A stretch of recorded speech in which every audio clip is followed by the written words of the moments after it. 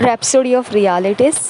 आज संडे 13 जून 2021, रविवार 13 जून 2021। आज रैप्सोडी ऑफ रियलिटीज़ में पास्टर क्रिस ओयाखिलोमे द्वारा जो वचन हमको सीखने को मिलता है, फर्स्ट क्रॉनिकल्स 21 चैप्टर 1 वर्स के आधार से है। पहला इतिहास 21 अध्याय का एक वचन के आधार से है। आज का विषय है प्रे फॉर ऑल मेन, सारे मनुष्यों के लिए प्रार्थना कीजिए। प्रे फॉर ऑल मेन, सारे मनुष्यों के लिए प्रार्थना कीजिए। आज ये वचन पहले इतिहास 21 अध्याय का एक वचन, फर्स्ट क्रॉनिकल्स 21 चैप्टर 1 वर्स के आधार से हम देखेंगे इस वचन में से आज के विषय के बारे में। First Chronicles 21 chapter 1 verse. And Satan stood up against Israel and provoked David to number Israel। और एक बार पढ़ेंगे फर्स्ट क्रॉनिकल्स 21 वर्स का 21 चैप्टर का 1 verse. And Satan stood up against Israel and provoked David to number Israel। हम इसी वचन को हिंदी में पढ़ेंगे। पहला इतिहास 21 अध्याय का पहला वचन। शैतान ने इस्राएल के विरुद्ध उठकर दाऊद को उकसाया कि इस्राएलियों की गिनती ले। दाऊद द्वारा जनगणना कराना। हम और एक बार पढ़ेंगे पहले इतिहास का 21 अध्याय का पहला वचन। शैतान ने इस्राएल के विरुद्ध उठकर दाऊद को उकसाया कि इस्राएलियों की गिनती ले। और एक बार पढ़ेंगे पहला इतिहास 21 अध्याय का एक वचन। शैतान ने इस्राएल के विरुद्ध उठकर दाऊद को उकसाया कि इस्राएलियों की गिनती ले। फर्स्ट क्रॉनिकल्स 21 चैप्टर के 1 वर्स में से हमने पढ़ा, the Bible shows how evil spirits influence men to do wrong. पवित्र बाइबल यह बताता है किस प्रकार से दुष्ट आत्माएं प्रभाव डालती है मनुष्यों के अंदर गलतियों को करने के लिए। One of such instances is what we read about David in our theme verse। एक उसमें से घटना है जो हमने अभी पढ़ा, ये दाऊद के विषय में था जो हमने शुरुआती वचन में से पढ़ा है। Imagine David, a righteous king, was moved by Satan to number Israel against God's will। इसके विषय में सोच कर देखिए, ये दाऊद जो धर्मी बादशाह था, उसको शैतान ने चलाया कि वह इस्राएलियों की गिनती करे परमेश्वर के इच्छा के विरोध जाकर। As a result, God took actions against Israel। नतीजा ऐसा हुआ कि परमेश्वर ने इस्राएलियों के विरोध अपने काम चला दिए। There is another incident recorded for us in the Gospels। वहाँ पर और एक ऐसी घटना है जिसको लिखित किया गया है सुसमाचारों में। When Jesus made it clear to his disciples that it was necessary for him to die on account of our sins and be raised back to life for our justification, Peter took him aside and began to rebuke him, saying, God forbid, Lord, this must never happen to you. You are not going to die। Matthew 16:22। जब प्रभु यीशु मसीह ने ये साफ तरीके से उसके चेलों को बोल दिया था कि यह ज़रूरी है कि यीशु मसीह ने मरना है पापों के खातिर और फिर जीवित हो उठना है हमारे धार्मिकता के लिए, निर्दोष होने के लिए।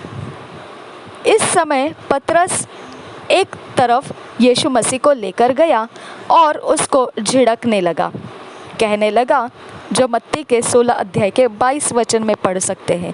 इस पर पतरस ने उसे अलग ले जाकर झिड़कने लगा, हे प्रभु, परमेश्वर न करे, तेरे साथ ऐसा कभी न होगा।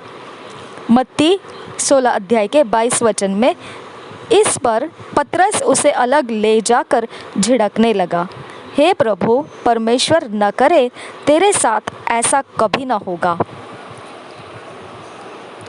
Jesus right away identified that it was Satan speaking through Peter, and the Bible says he turned and said unto Peter, Get thee behind me, Satan, thou art an offense unto me, for thou savorest not the things that be of God, but those that be of men. Matthew 16:23।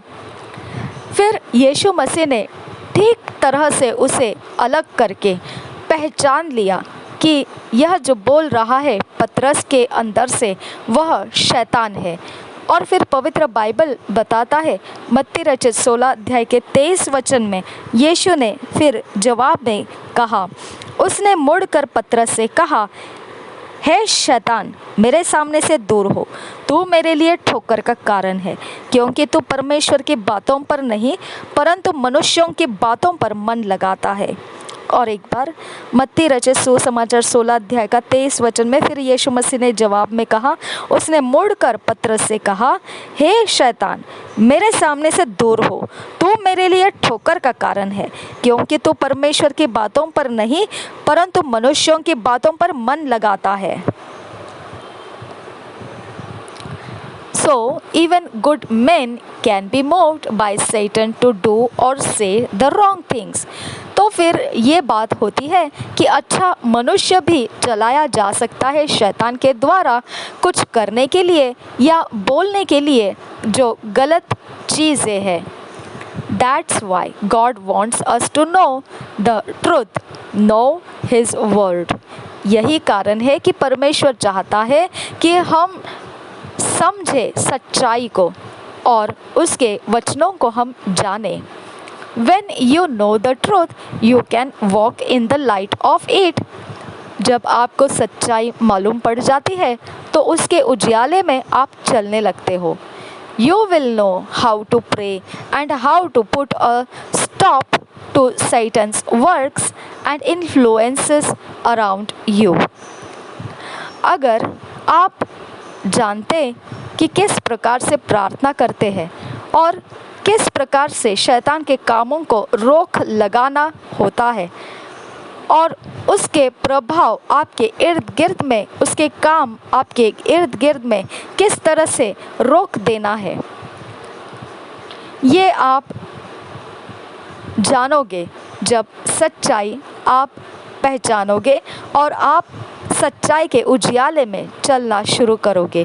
तब आप ये जानोगे किस प्रकार से प्रार्थना की जाती है, किस प्रकार से शैतान के कामों को और उसके प्रभाव जो इर्द गिर्द में है उसको रोक लगाना है। Learn to pray for all nations of men, leaders, and those in authority, as admonished in 1 Timothy 2 chapter 1 verse 2 verse. प्रार्थना करना सीखिए सारे राष्ट्रों के मनुष्यों के लिए, अगुवों के लिए और अधिकार पद के लोगों के लिए आग्रह के साथ कहा गया है पहले तिमोथी के 2 अध्याय के 1 और 2 वचन में। अब मैं सबसे पहले यह आग्रह करता हूँ कि विनती और प्रार्थना और निवेदन और धन्यवाद सब मनुष्यों के लिए किए जाए, राजाओं और सब ऊंचे पद वालों के निमित्त, इसलिए कि हम विश्राम और चैन के साथ सारी भक्ति और गंभीरता से जीवन बिताए। और एक बार पहले तिमोथियुस के 2 अध्याय का 1 और 2 वचन। अब मैं सबसे पहले यह आग्रह करता हूँ कि विनती और प्रार्थना और निवेदन और धन्यवाद सब मनुष्यों के लिए किए जाए, राजाओं और सब ऊंचे पद वालों के निमित्त, इसलिए कि हम विश्राम और चैन के साथ सारी भक्ति और गंभीरता से जीवन बिताए। Boldly declare by the Spirit that the will, plans and purposes of God be established in and around you in the hearts of leaders in your community, city, town, nation and in the organization where you work. धैर्य के साथ घोषणा कीजिए जो परमेश्वर का आत्मा है उसके द्वारा कि सारी इच्छा, योजना और मकसद जो परमेश्वर के हैं वह स्थापित हो जाए, और वहाँ पर और इर्द गिर्द में जो आपके यहाँ है, हृदयों में जो अगुवे हैं उनके हृदयों में, समाज में, आपके समाज में, शहर में, गलियों में, नगरों में, राष्ट्रों में और सब प्रकार के संस्थाओं में जहाँ कहीं पर भी आप काम करते हो।